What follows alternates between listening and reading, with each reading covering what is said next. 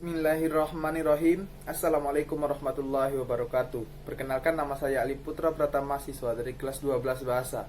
Hari ini insya Allah saya akan menyelesaikan tugas ujian keterampilan sejarah kebudayaan Islam, yaitu menyampaikan sejarah Rasulullah SAW dari awal lahir,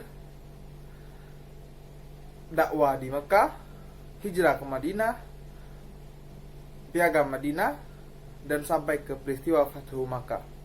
Baiklah, sebelum masuk ke kelahiran Rasulullah, sebelum Rasulullah lahir dan jauh sebelum Islam datang, umat-umat manusia yang tinggal di Mekah adalah orang-orang Quraisy yang dikenal dengan kaum jahiliyah.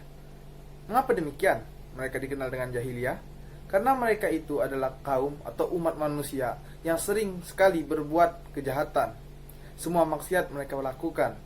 Mereka tidak mempercayai Tuhan. Mereka menyembah patung. Mereka mabuk-mabukan. Mereka memperkosa, mencuri, membunuh, dan lain-lainnya. Bahkan antara mereka sendiri, mereka saling bunuh. Karena mereka sifat egois dan sifat serakahnya sangat besar. Dan yang lebih parah lagi, jika ada ibu yang baru melahirkan dan anaknya adalah perempuan, maka anak tersebut akan dibunuh oleh mereka. Mengapa? Karena perempuan dianggap lemah, dianggap hanya bisa membebani, tidak bisa ikut berperang dan tidak bisa mencari nafkah. Mereka beranggapan seperti itu.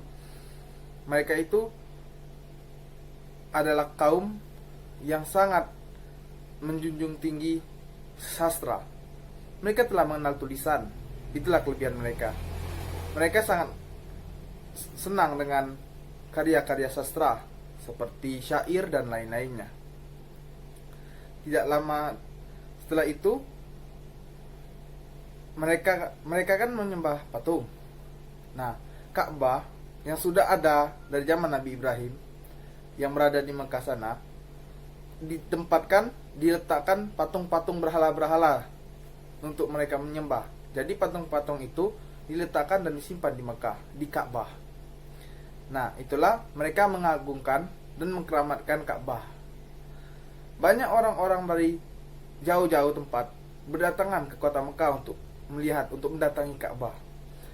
Karena hal itu, ada seorang raja yang bernama Raja Abraha iri akan hal itu tadi. Karena dia iri, dia pun memerintahkan pasukan-pasukannya beserta pasukan gajahnya untuk menyerang kota Mekah dan ingin menghancurkan Ka'bah. Ketika hari penyerangan itu tiba-tiba saat di depan pintu Mekah, pasukan Raja Abraha, seketika gajahnya seperti tidak bisa melihat, seperti ada yang menghalanginya untuk masuk ke kota Mekah. Dia berhamburan lari kemana-mana, lari ke sana ke sini. Dia berhamburan, tidak tahu arah. Tidak lama kemudian Allah datangkan bala tentaranya, yaitu melalui burung yang di tangannya menggenggam batu. Yang batu tersebut ternyata batu dari api neraka yang sangat panas.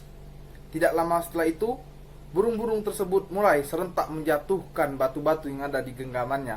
Seakan tak habis-habisnya, burung-burung itu terus berdatangan sambil melempar dan melepaskan batu-batu itu ke pasukan gajah Raja Abraha. Sampai seluruh pasukan Raja Abraha itu hangus, luluh lantah, seperti ulat yang terbakar. Maka dari itu, atas izin Allah, Ka'bah pun terselamatkan. Ini dapat kita pelajari, dapat kita ambil pembelajaran ini dari Quran surah Al-Fil di juz 30. Tidak kelang lama setelah itu, tepatnya di tanggal 12 Rabiul Awal tahun gajah, lahirlah seorang nabi akhir zaman, manusia yang paling sempurna akhlaknya, sifatnya. Dia adalah pemimpin para nabi. Bahkan jauh sebelum Nabi Adam diciptakan oleh Allah, ruhnya sudah Allah ciptakan terlebih dahulu. Dia adalah rahmatan lil alamin, Rasulullah, Nabi besar kita Rasulullah Muhammad sallallahu alaihi wasallam. Ketika Rasulullah sallallahu alaihi wasallam lahir, api yang tidak pernah padam, yang diagungkan dan juga dikeramatkan oleh orang-orang Mekah, ternyata padam. Api itu padam. Mungkin itu petanda bahwa semua kemaksiatan, semua kebodohan, semua kegelapan yang ada di muka bumi akan segera padam dengan lahirnya rahmatan lil alamin. Rasulullah saat masih kecil sudah tinggali oleh ayahnya. Ayahnya yang bernama Abdullah bin Abdul Muttalib wafat sebelum Rasulullah lahir. Dan sampai umur 6 tahun dia bersama ibunya. Ketika di umur 6 tahun, ibunya pun wafat pula. Ketika ibunya wafat, Rasulullah pun jadi yatim piatu dan diurus oleh kakeknya Abdul Muttalib. Setelah Rasulullah umur 8 tahun, kakeknya pun wafat. Jadi sekarang Rasulullah diasuh dan sampai dibesarkan oleh pamannya Abu Thalib. Semasa kanak-kanaknya, Rasulullah disuruh oleh pamannya Abu Thalib untuk mengembala domba. Hari-hari dilakukan dengan mengembala domba. Tetapi dari kecil Rasulullah terkenal dengan kejujurannya, keamanahannya dan kebaikan akhlaknya. Sehingga seluruh penduduk Mekah suka kepada Rasulullah, senang kepada Rasulullah. Pada saat itu Rasulullah pulang dari mengembala bersama Abu Thalib. Dia melewati seorang pendeta Yahudi. Pendeta itu pun mengatakan, anak ini dinaungi oleh awan. Dia akan menjadi orang yang besar. Dia bukan orang sembarangan. Jaga selalu dia, kata pendeta Yahudi. Ini menandakan kenabian Rasulullah Shallallahu Alaihi Wasallam sudah ada sejak kecil.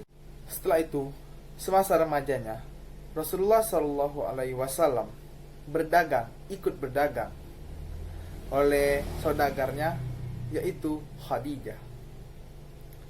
Melihat ketampanan, kebaikan akhlaknya, kejujuran Khadijah,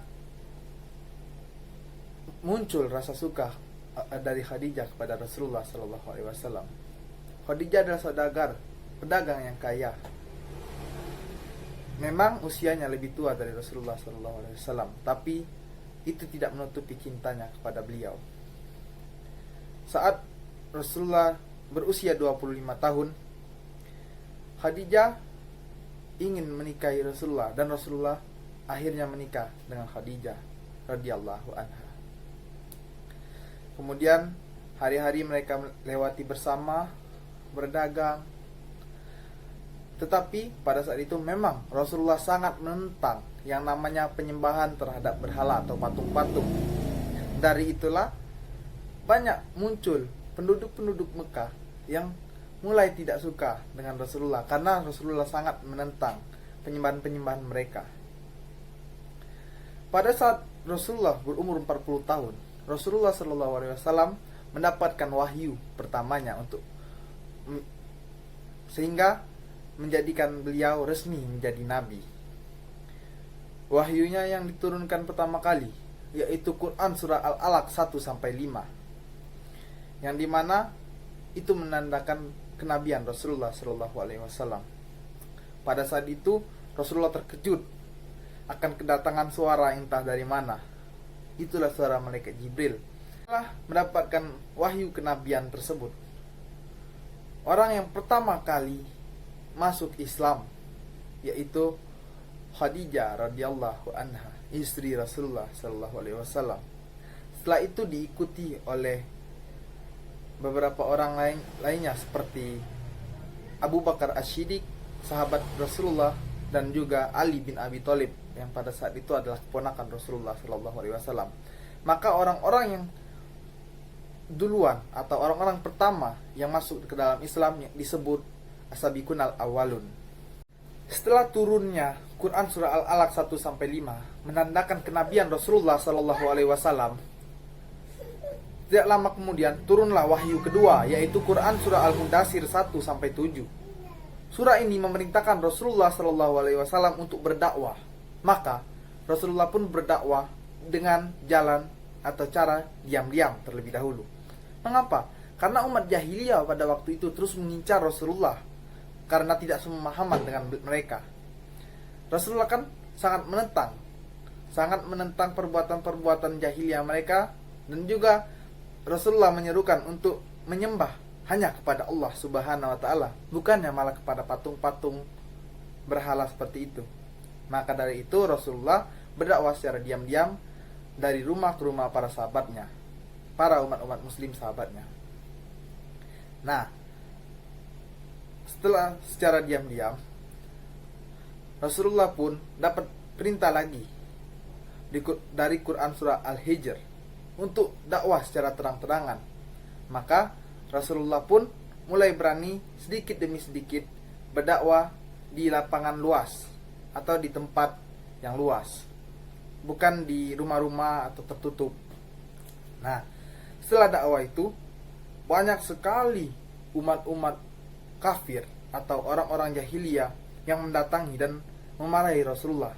Mereka berkata, kalau tidak memandang nasab Rasulullah SAW dan tidak memandang pamannya Rasulullah SAW, maka mereka akan membunuh Rasulullah. Mereka berkata seperti itu. Dan untuk menyikapi ini, mereka berkata kepada Rasulullah, mereka melakukan negosiasi.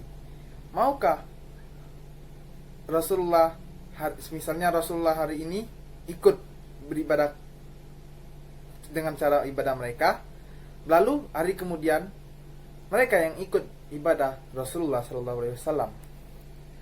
Tapi Rasulullah diam pada saat itu. Mengapa Rasulullah diam? Karena belum ada wahyu yang diturunkan oleh Allah Subhanahu wa taala. Lalu turunlah Quran surah Al-Kafirun yang memerintahkan untuk kita tetap bertoleransi, tetapi jangan menyembah apa yang mereka sembah, dan mereka juga tidak akan menyembah apa yang kita sembah. Seperti itulah intinya. Maka dari itu dakwah Rasulullah pun dilanjutkan, tapi tidak terlalu terang-terangan. Tidak lama kemudian, seorang yang paling ditakuti dari kaum Quraisy, yaitu Umar bin Khattab, masuk ke dalam Islam setelah mendengar lantunan Al-Quran surat Toha dari adiknya. Dia mencari Rasulullah dan dia pun masuk Islam. Setelah Umar bin Khattab bergabung dengan Rasulullah masuk ke dalam Islam, maka dua singa, yaitu singanya Allah, Hamzah bin Abdul Muttalib, dan juga singa padang pasir, Umar bin Khattab, telah bergabung bersama Rasulullah. Dengan demikian, Rasulullah pun mulai lebih berani lagi untuk dakwah secara terang-terangan di kota Mekah. Tetapi memang masih banyak tentangan-tentangan yang dilontarkan oleh kaum-kaum Quraisy ini. Dengan demikian, Rasulullah memikir bahwa dakwahnya di kota Mekah ini tidak akan bisa berkembang. Islam tidak akan bisa berkembang kalau terus-terusan di kota Mekah, karena mereka memiliki sikap yang keras kepala. Maka dari itu Rasulullah SAW memang sebelumnya sudah ada hubungan dengan orang Yastrib atau Madinah. Di Yastrib sendiri, orang sangat membutuhkan seseorang yang seperti Rasulullah SAW untuk mendinginkan situasi umat Yahudi dan umat lainnya di Yastrib. Dengan demikian, Rasulullah memikirkan bahwasannya akan hijrah ke Yastrib atau ke Madinah dengan tujuan dakwah dan juga dengan tujuan berkepanjangan, seperti tinggal di sana, dan juga Rasulullah ingin mendamaikan situasi di Yastrib sana. Barulah setelah itu Rasulullah SAW bersama Umar bin Khattab hijrah ke Yastrib, Madinah, secara diam-diam di malam hari. Tetapi berita itu terdengar oleh kaum Quraisy. Mereka mendatangi rumah Rasulullah. Tapi alhamdulillah Rasulullah sudah duluan pergi. Yang ada di dalam kamar Rasulullah hanyalah Ali bin Abi Thalib. Siangnya Umar bin Khattab dengan gagah berani, tengah hari dia menyerukan bahwa dia akan hijrah ke Madinah. Bagi siapapun yang akan menghalangnya, maka anak istrinya akan menjadi yatim dan janda. Dengan demikian tidak ada penduduk Quraisy yang berani menghalangi jalan hijrah Umar bin Khattab. Sesampainya di Madinah, Rasulullah SAW disambut baik oleh umat-umat, oleh manusia-manusia yang tinggal di Madinah. Mengapa demikian? Karena sejatinya Yathrib, masih banyak orang-orang Yathrib yang memegang teguh agama tauhid dari Nabi Ibrahim alaihissalam. Maka dari itu saat datangnya Rasulullah SAW yang sudah terkenal dengan kebaikan dan kejujurannya, mereka sangat menyambut baik Islam ini. Mereka sangat menyambut baik Rasulullah SAW. Maka dari itu Islam bisa berkembang dengan baik, dakwah bisa dijalankan dengan tentram, dan juga banyak umat-umat agama lain yang masuk ke dalam Islam ketika di Madinah. Islam pun mulai berjaya, dan Rasulullah pun untuk mendinginkan situasi suku ras di Yathrib, Rasulullah mencetuskan piagam Madinah yang terdiri dari 47 pasal. Piagam ini bertujuan untuk menyatukan, atau intinya piagam Madinah ini berisi tentang toleransi suku, ras, agama di Yathrib. Maka di Yathrib itu adalah tempat yang damai dan tentram. Dengan adanya piagam Madinah ini, orang-orang Madinah menjadikan Rasulullah SAW bukan hanya sekedar nabinya, melainkan juga sebagai pemimpin daerahnya. Dapat kita simpulkan bahwa Rasulullah menyamaratakan semua hal. Rasulullah menyamaratakan semua bani-bani yang ada di Yathrib dengan cara membuat piagam Madinah tersebut untuk membuka pikiran bani-bani lainnya bahwa mereka itu ada kesamaan, bukan semuanya berbeda.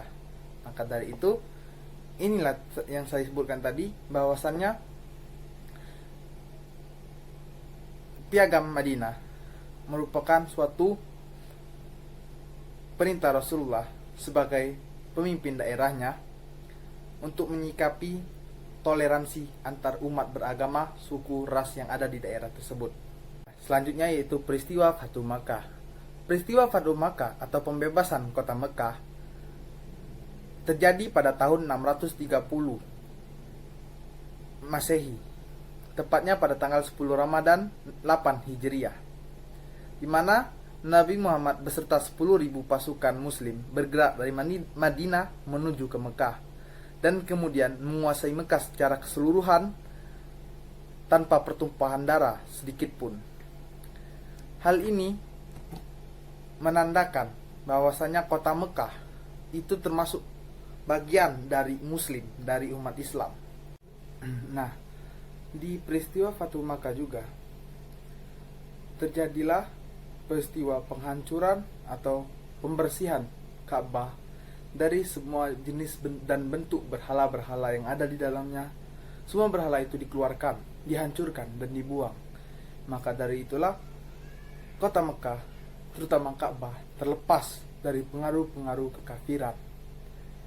Tetapi tetap berhubung Rasulullah sangat menjunjung tinggi toleransi, dan itu disebutkan dalam Quran surah Al-Kafirun dan diperintahkan oleh Allah dalam Quran surah Al-Kafirun, maka penduduk Mekah Quraisy tidak dibunuh, tidak dipaksa untuk masuk ke dalam Islam. Tapi dalam peristiwa Fathu Makkah ini ada seorang tokoh yang beralih masuk ke dalam Islam. Salah satunya yaitu Abu Sufyan bin Fulan. Maaf, saya tidak tahu namanya karena saya tidak membaca Google saat ini. Baiklah, mungkin itu saja yang dapat saya sampaikan.